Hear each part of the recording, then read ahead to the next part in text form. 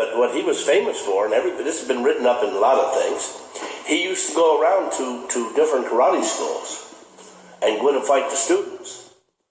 To him, that was better than a tournament. And he would fight all the students. Now, some of the write-ups made it sound like he was aggressive, and he was not.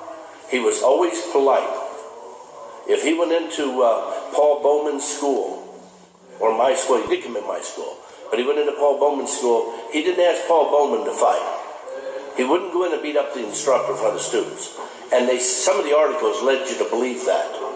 He went in and asked if he could spar with your students, you see. And then he would spar with your students, and he did very well with all the students. He beat them up most of the time. Not bad. I mean, it was still point fighting, but he would hit them. And then he would, if you asked him to fight, well, I asked him to fight. That's how it came about. He didn't ask me, I asked him. I said, I want to fight with you, I'll spar. And we sparred. And actually, he's the first man that I've seen that could use his hands, both of them equal. We all strive for that.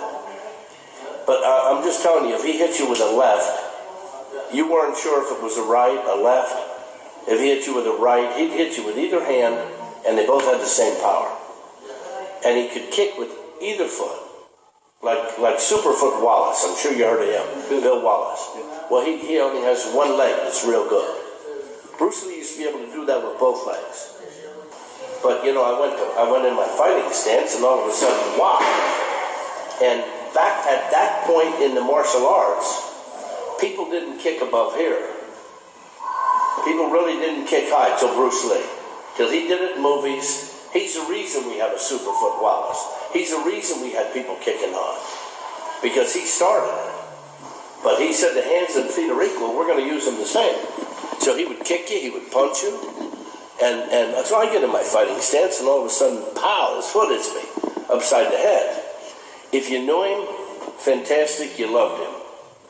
If he didn't like you, he let it be known.